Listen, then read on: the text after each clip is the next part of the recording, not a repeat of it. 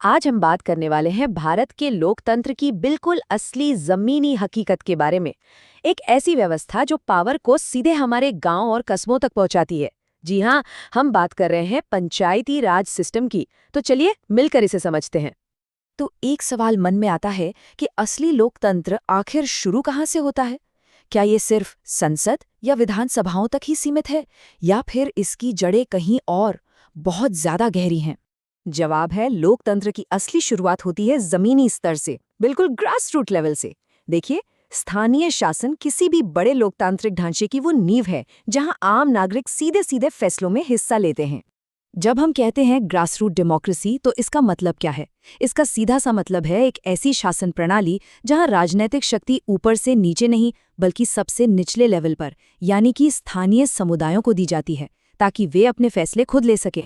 चलिए अब इतिहास के उस पन्ने पर चलते हैं जिसने जमीनी लोकतंत्र के इस खूबसूरत विचार को संवैधानिक ताकत दी। ये एक बहुत बड़ा मोड़ था। ये बहुत जरूरी है। 73वां संविधान संशोधन, साल था 1992, और ये एक्ट भारत में स्थानीय स्वशासन के लिए एक, कह सकते हैं, गेम चेंजर साबित हुआ। इसी ने पंचायती राज व्यवस्था को एक संवैधानिक दर्जा दिया। और पता है इस संशोधन ने क्या किया? इसने स्थानीय शासन को सिर्फ एक अच्छा आइडिया या सुझाव नहीं रहने दिया, बल्कि इसे भारतीय संविधान के पार्ट 9 के तहत एक औपचारिक, एक मजबूत और मान्यता प्राप्त हिस्सा बना दिया। ठीक है, तो अब इसके ब्लूप्रिंट को थोड़ा और गहराई से समझते हैं। 73वें संशोधन ने पूरे देश में पंचायतों के लिए एक जैसा, एक यूनिफॉर्म 3 स्तरीय ढांचा तैयार किया। तो ये स्ट्रक्चर 3 लेवल्स में बटा हुआ है। सबसे नीचे यानी गांव के लेवल पर होती है ग्राम पंचायत। फिर उसके ऊपर आता है ब्लॉक लेवल, जहां काम करती है पंचायत समिति। और सबसे टॉप पर है जिला परिषद, जो पूरे डिस्ट्रिक्ट को देखती है।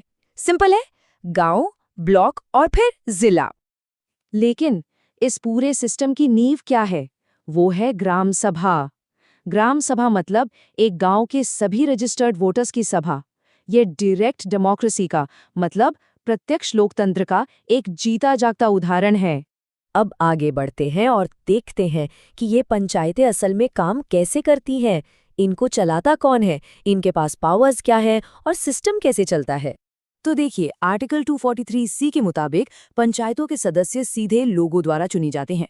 जो चेयरपर्सन होते हैं, उनका चुनाव डायरेक्ट होगा या इनडायरेक्ट, ये उस राज्य का कानून तय करता है। और हाँ, आर्टिकल 243E के तहत इनका कार्यकाल फिक्स होता है, पूरे 5 साल का। अच्छा, इस पूरे सिस्टम की एक बहुत ही कमाल की और जरूरी बात है, और वो है आरक्षण का सिद्धांत। आर्टिकल 243D ये पक्का करता है कि शेड्यूल्ड कास्ट्स और शेड्यूल्ड ट्राइब्स के लिए सीटें रिजर्व हों। और सिर्फ इतना ही नहीं, कुल सीटें में से कम 1/3 1/3 सीटें महिलाओं के लिए रिजर्व रखी जाएंगी। और इसका असली महत्व पता है क्या है? ये जो रिजर्वेशन पॉलिसी है, ये गारंटी देती है कि जो समुदाय हाशिए पर रहे हैं, और खासकर महिलाएं, उन्हें लोकल लेवल पर फैसले लेने की प्रक्रिया में एक मजबूत आवाज मिले। ये जमीनी स्तर पर सबको साथ लेकर चलने वाली बात को सच करता है। तो पंचायतों को करने का अधिकार क्या है?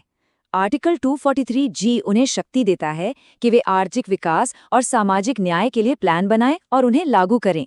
और फिर आर्टिकल 243H के तहत उन्हें टैक्स, ड्यूटी और टोल लगाने और इकट्ठा करने का भी अधिकार दिया गया है, ताकि वो आर्थिक रूप से मजबूत बने।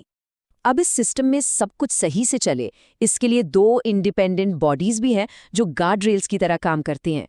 पहली, आर्टिकल 243K के तहत स्टेट इलेक्शन कमीशन, जो सभी पंचायत चुनावों को निष्पक्ष तरीके से करवाती है।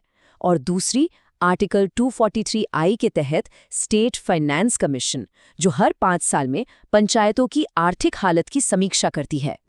और एक बात, आर्टिकल 243O ये भी साफ करता है कि पंचायत चुनावों से जुड़े किसी भी कानून की वैलिडिटी पर कोर्ट में सवाल नहीं उठाया जा सकता। ये इलेक्शन कमीशन की अथॉरिटी को बनाए रखने के लिए जरूरी है। तो इस पूरी चर्चा से अगर कुछ सबसे जरूरी बातें निकालनी हो जो हमेशा याद रहनी चाहिए, तो वो क्या होंगी? चलिए उन पर एक नजर डालते हैं। तो चलिए एक क्विक रीकैप करते हैं जो सबसे जरूरी पॉइंट्स हैं। पहला, 73वां संविधान संशोधन 1992। दूसरा, वो 3 लेवल वाला स्ट्रक्चर, गांव, ब्लॉक, जिला। तीसरा, महिलाओं के लिए कम से कम 1/3 रिजर्वेशन। चौथा, चुनाव कौन कराता है? Independent state election commission. और 5वां, इस पूरे सिस्टम की जान यानी ग्राम सभा। ये 5 बातें तो एकदम पक्की याद रखनी है। और अंत में एक सवाल छोड़कर जा रहे हैं जिस पर सोचना जरूरी है। क्या 30 साल से भी ज्यादा समय के बाद पंचायती राज व्यवस्था ने सच में सत्ता को लोगों के हाथों में सौंपा है? ये एक बड़ा सवाल है।